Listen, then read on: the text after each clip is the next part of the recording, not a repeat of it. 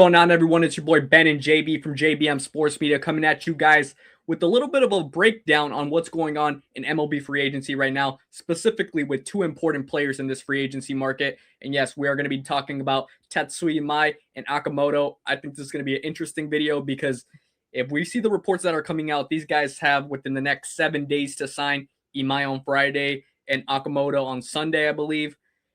It's interesting. It's really interesting. We're going to get into it right now. I'll pull up the details real quick on Imai first. As you guys can see, his window will be closing at 5 p.m. on Friday, 5 p.m. Eastern to be exact.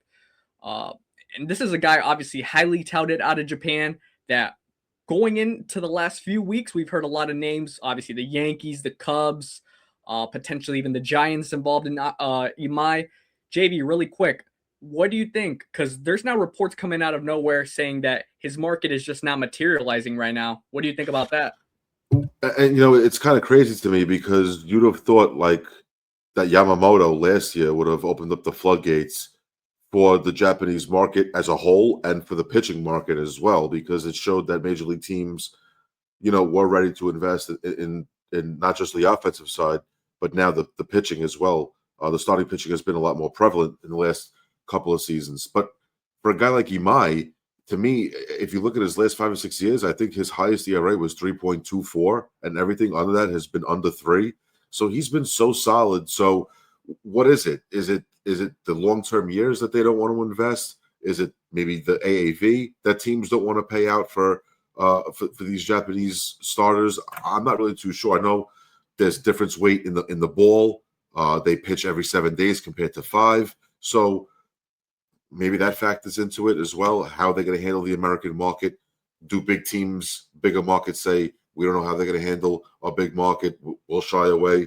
Do smaller markets not want to pay? At this point, I'm very confused about how the market is going because I thought it was supposed to be trending upward. And a guy like Murakami, too, just finally signing with a couple of days left to his posting. So to me, it's very confusing. I'm very confused about how this market, especially on the Japanese side, has panned out. Yeah, it's honestly kind of astounding because if you look at the Murakami contract, obviously there was concerns about it with the fastball and everything like that, the report that came out, which wasn't entirely true. But at the end of the day, if you look at what Murakami got, he got 2 years for 34, which was a bargain for the White Sox. We're going to have an episode later with White Sox Louis that comes out. But even if you look at that deal, it's astounding because you thought that Murakami, especially after the WBC appearance he had a few years ago, and, they talk about this guy with massive pop. Look at the contract that he got. He's on a prove-it deal right now. And right. I'll put this up here right now as well to kind of even just put it to make sense. From Eric Cubs at Barstool, Eric Cubs, he said, so Tatsuya Imai's deadline is Friday, and there's virtually no reports on team interest across the league. He basically also said Bellinger, Tucker, Bichette, Bregman, Framber, Gallen, Ranger, all available as we head into the new year. The baseball offseason, everybody. And it's really the truth. Come on. I mean, what's going on? Truly, what is going on? I mean, there was reports, obviously, Imai with the Yankees, Imai with the Cubs. But if there hasn't been like an official, let's say, contract, discussion, then at the end of the day, it's all bluff. If you think about it, it's all bluff. Because if there's not a firm contract thrown out to Imai, which there hasn't been right now, the way it's looking like, what's going on? I'm truly confused.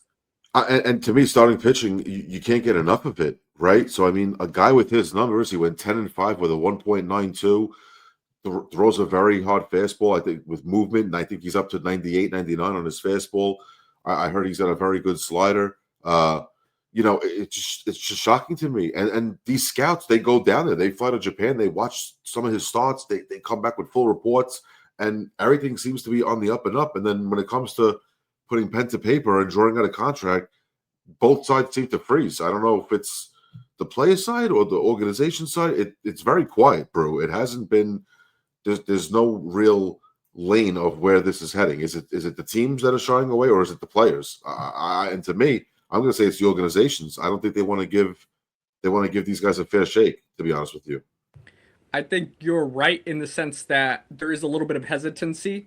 And I don't know necessarily. I mean, I understand there's always questions of if the talent's going to translate here in the MLB. I mean, it's night and day, the Japan League and MLB. Yes, we understand that. But think about it more so in a perspective. just the hype that Imai was getting even a few weeks ago, to come to find out, I mean, you could say the same thing about Murakami too. I know there wasn't a lot of talk, but heading into the offseason, a lot of people were all like, okay, where's this guy Murakami going to go? Yes, he has his flaws, but he has pop. Imai, he could, be a guy with maybe a 3.5 ERA in the big leagues right here. Like you said about pitching, who doesn't want pitching in the big leagues? I Right. think this now is one thing, and we're going to get it talking about Okamoto in a second. We're going to really see if the market's not going to materialize enough. What if a small market team, in the same way that Murakami with the White Sox, comes in for a guy like Imai? And I think that's going to be very much so in the picture right now and very realistic. What do you think about that? Absolutely. I see maybe, obviously he doesn't want to go to the Dodgers. He's had his thoughts about wanting to rival Otani, which is pretty cool. I think that would be awesome. But yeah, I could see a small market team, maybe in the NL, coming to scoop them up. Maybe the Reds try to Yeah, solidify their starting pitching. Maybe even you guys. Maybe the Brewers, I love that. maybe the Brewers, looking to trade Freddie Peralta. Maybe they bring in a guy like Imai, and they don't have to offer him as much money as a guy like Peralta would get. In a Yeah, couple of years. So I'm not too sure. Then the AL, you have maybe Kansas City could sneak in, maybe Vegas would, or the A's, the Sacramento, whatever you want to call them. Maybe, when they go to Vegas, at least they can have a big name Japanese pitcher, to headline their rotation. Now that Mason Miller's gone, so obviously in the bullpen, but Imai on their team would be a real nice addition.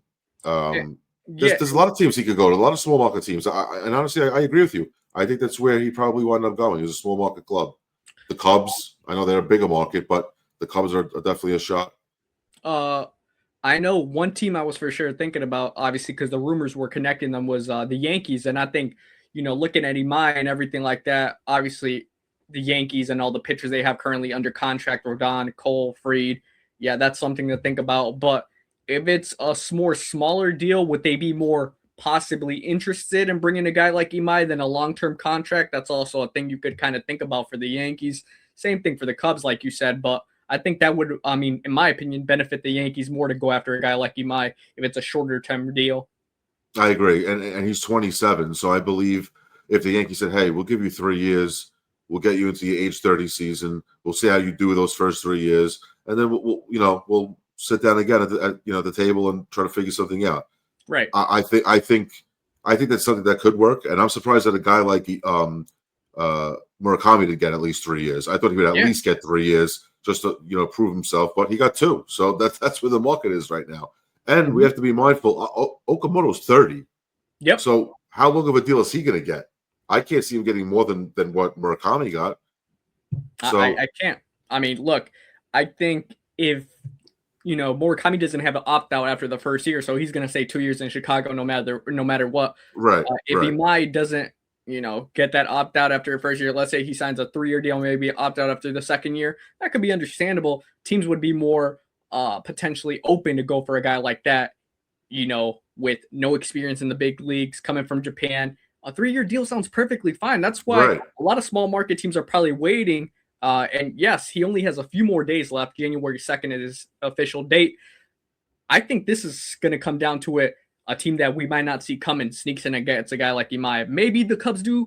I honestly wouldn't be surprised. Not that they're a small market team, but if the team like the Phillies would do it, I would actually be kind of open to that idea for them. Obviously, the question marks around Wheeler, that's something to think about. If we could quickly get into talking about Okamoto, because let me just take this off real quick. Right now, he is headed to the U.S. Per Yahoo Japan to meet with several in-person meetings with teams. So Okay. that's obviously a more prominent thing. His I believe his date is on Sunday compared to Imai's date on Friday. So what do you think about a guy like Okamoto? He's being linked with teams. He is being linked with a few teams like the Angels, the Pirates, and I believe I forgot the other team, to be quite honest, but I know those two teams were the big ones, the Angels and the Pirates. I think if the Pirates got him, I think that would be one hell of an offseason for the Pittsburgh Pirates. If you went to the Angels, I could actually see the fit there as well. They could probably use a right-handed infielder with some pop. I'm just, like I said, it's going to be another 2-year deal. I don't see this being more than what Murakami got. Um, He's meeting with Boris. I know Boris is going to probably ask for $1 billion and three pieces of real estate on the East Coast and the West Coast somewhere. You know how he tries to manhandle a contract and a deal. But I mean, like you said, it's a good start. It's a good start that he's meeting with teams. At least the teams are showing interest. But like I said, I can't see him outdoing a contract like Murakami got. I just don't think the market is there, especially for a guy who's 5 years older. He's going to be 30. I think he is 30, so he'll be going into his age 31 season. So Right.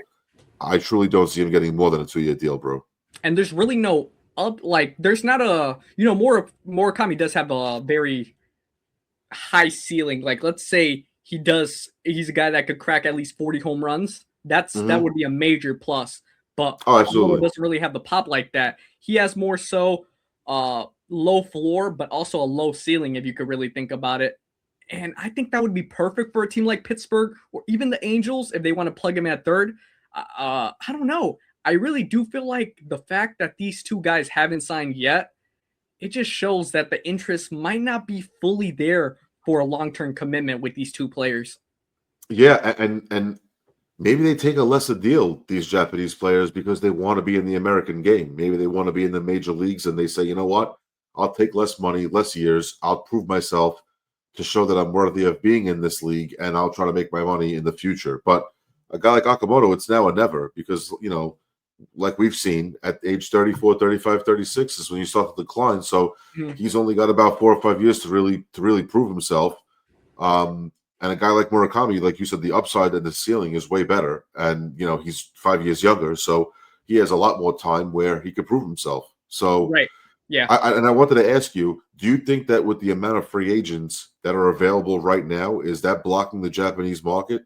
Because that could be what's blocking the Japanese market is the amount of players that are available already that have major league, experience. Yeah.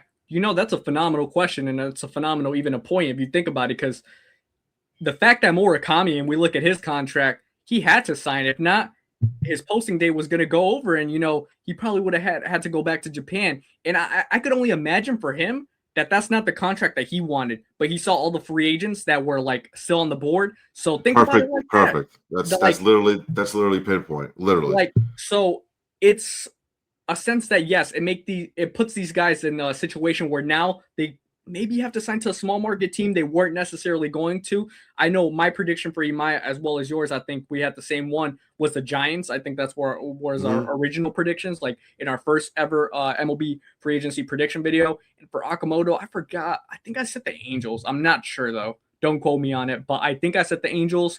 Right now, if I had to predict Imai, I don't know if the Giants, I mean, they could do a small deal, but I do feel like a small market team are going to scoop a guy like this. I think the Reds would be a fascinating choice. You said the Royals as well. That would be a good choice.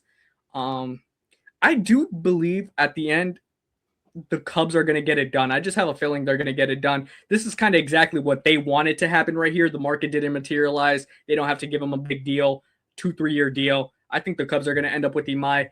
And Okamoto, I actually think, is going to end up with the Angels. I feel like Artie Moreno, he's going to tap back into that Japanese market.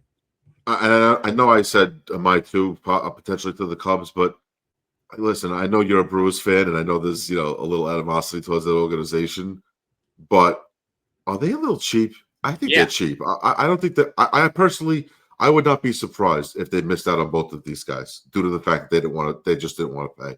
I feel like they're just a cheap organization, the Cubs. Low key. I feel like they get away with it. Yeah, because they're a big market team. And you look at Chicago, obviously. The Ricketts, they kind of have this notoriety at this point for not really spending like that. I think, come on. I mean, if they really wanted a guy like Imai, it would have already been done. Same thing for the Yankees, however, I will say, if they really wanted a guy like Imai, but I think more so for the Yankees, they don't want to go into another long-term contract with the pitcher. They rather do it for a guy like Bellinger. And obviously he's still on the market right now. So the Yankees could potentially still be in on Imai if it's a 3-year deal. Think about that, because a lot of teams are going to be like, okay, what if this guy wants a 3-year deal, opt out after 2 years? We could do that. Yeah, and he could be a fifth starter because I don't think Clark Schmidt is going to pitch for the New York Yankees again. I know he'll be due back. I just don't think he's going to be good enough to be in that starting rotation, so I don't think it's going to work. So maybe you tell him, hey, you could be a fourth or a fifth starter. Maybe Luis Hill goes to the bullpen. Maybe you trade Luis Hill. You open up Yeah. a spot now. So it's doable. But I, like you said, I think the Yankees have other needs, like the outfield, obviously, and maybe potentially an infield bat or a right-handed bat. So I'm not really too sure. A guy like Okamoto would actually make sense, but Yeah. because If you look like what Eric said again, all these free agents that are still available, Bellinger, like, that's Tucker, what I'm saying. these guys, I mean, heading into the new year, I would have at least thought Framber, Gallen, and Ranger would have been off the board already, but they haven't. Like, I I I don't kind know of knew what's going Gallen on. wasn't. I kind of knew Gallen wasn't gonna. I had that feeling that Gallen was still going to be on the board. Little surprised about Framber. I thought he would have signed a 3-year deal somewhere. A little surprised about Ranger as well, due to the fact that he's been really consistent. And obviously, I'm not surprised that Bellinger, Tucker, and Bichette and Breckman for dreading this out and making this go longer than what it has to, because they're just trying to pinpoint the market to the best of their ability. Yeah, I mean, we can talk about it at a later time as well with everything that comes with the Bellinger and Tucker market. It's just so confusing. I mean, you see the reports that are coming out about Bellinger in that market, and you see, the rumors of 400 mil, like 8 years, this and that. I It's mean, like, what are we talking about? At first, it was 6. At first, it was 6 years, 7 years. Then it was like, no teams are going to give us that. So let's up it a year and double the salary. Like, this guy Boris, man. man, when they talk about this type of greed in the Bible, that's what they talk about. This type of greed, Literally. like, bro, nobody. If you think Tucker isn't getting 400 right now, what makes you think that? You know what I mean? Like, But who come on. knows? And who knows if Tucker, maybe he does get 400 million. Does Cody Bellinger himself No. think he's worth 400 million? Like, does Boris really just like, I don't know if he's got like fairy dust or like he sprinkles it on the players, like when he meets with them and they get hypnotized and they become like delusional? I'm not really sure what it is. Like, do you, Cody Bellinger, look at your stats. Do you think you're even worth 200 million? Because you're not. You're really not. And I'm a Yankee fan. Love the guy. Was a great player. He's very versatile. I get it. Hit 275, almost knocked in 100 RBIs, hit almost 30 home runs. You don't do that consistently, so you're not even a $200 million player. But somehow Boris thinks you're 400 million. So Hey, God forbid, what would you do if the Yankees give him a seventh year? Would you not be happy with that? no, I would not be happy with that. You're not worth 7 years. Stand pat on 5, because guess what? No one's going to give you 7. I could feel confident that no one is that desperate to give Cody Bellinger No, 7 I years. agree. I I'm agree with sorry. I agree with you. We would, if somehow the Yankees need to secure that spot and they give him 7, JV on here on live would have like a major anxiety panic attack because Unless they gave him 7 years and it was like 100 million and they saved like the like cheapest AAV. he takes like this massive pay cut. Then Yeah, I'd be like, okay, no problem. We're giving him $15 million a year. I can live with that. But listen, if Kyle Tucker, who's the better ball player, yeah. hasn't signed yet, what are we actually talking about? The better ball player is still out there, and he's probably going to get the most money, and he may not even get 400.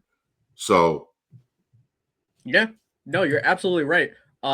Just to wrap it up, though, if you want to give your final prediction, I'll throw actually real quick the Imai picture up real quick since his posting is coming up very soon. Who do you think he signs with? If you had to put a bottom prediction on it, the dot. you know what? I do think he's going to go to the National League, and for some reason, I'm still going to say the San Francisco Giants are going to sneakily come out and get him. And the only reason why, it's not because it's West Coast and it's close to Japan. Forget all that. I think he wants to rival Otani in that same division and try to go head to head with Otani. For the next few years. I really do see him and Buster Posey trying to work out a deal and getting it done. So I'm going to stick with the Giants as being the destination where he might goes. You know what? I am gonna stick with what I said earlier. I think the Cubs are gonna get him on a more shorter deal. I think this is gonna really fall in their ballpark. I think he's gonna sign with the Cubs on maybe a 3-year deal, opt out after 2. And I think they're gonna get exactly what they want. A little cheap option right there, not even a long-term commitment. Yeah, I think he ends up with the Cubs. Real quick, let's pull up the Okamoto picture. Obviously, as we see, he's in the US right now meeting with some teams. Where do you think this guy, Okamoto, signs? I think it's going to be a small market team as well. I know we talk about the Angels, who aren't so small market, but like they're kind of like mid. Yeah. I could see him going to the Angels. I do. I could also see him maybe going to a team like Minnesota, Mm. maybe really off the grid. Somewhere low key like that. I could see maybe Kansas City trying to scoop him up. Um, at the end of the day, I'm gonna say he goes to the Angels. I do see a fit there. They do need a right-handed bat. I could see him going to Anaheim. I like two teams. One is the Angels. I think that could make sense if Artur Moreno says, "All right, let's tap back into the Japanese market. We're going to go for it." I think that could be very much so a doable thing. Second team, I have a little bit of interest to see if they would be down to go that route is the Red Sox. I think the Red Sox could be a potential option for Okamoto because I think there's like as free agency keeps going on, I think there's uncertainty that they bring back Bregman to play third. So I would That's a like good point. that would be a pretty good fit for them. Okamoto at third in Fenway. Um, I wouldn't mind that, but I'm gonna stick with the Angels. I think the Angels are gonna get this done. Maybe throw a little bit more AAV wise his way. So I'm gonna go with Okamoto to the Angels. Actually, Yeah, that's a really good point because not for nothing. I don't want to go too much into this, but is Alex Bregman not crazy for what he's doing? yeah, right. I mean, I another mean, no, Torres. maybe I'm wrong. I don't know, but like no one's going to give you $40 million AAV. No. Wouldn't you just rock out with that and pick up your option every year for the next 3 years and make $40 million and then worry about it when you're 33? I mean, you're also an injury prone player, so he missed some time with Boston with that oblique, I believe it Yeah, with was, oblique injury. and Yeah. which has been something that had happened to him in Houston as well. Mm-hmm. It's not just something that just happened now, so it's something kind of lingering. I would want to make the most money I can, and now look Yeah. at you. You're sitting in the same market as all As these you other were. Yep.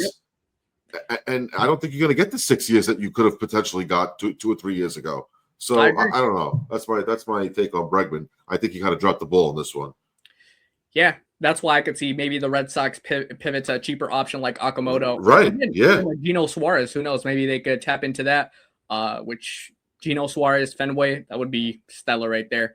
But yes, let us know what you guys think about our conversation points. Where do you think that these two free agents will sign, Imai and Okamoto? Or even if you guys want to put Bellinger Tucker predictions in the chat, in the comment section, should I say, by all means, go and do so. We love hearing your guys' replies. At the end of the day, we appreciate the support. JB, if you want to wrap it up real quick.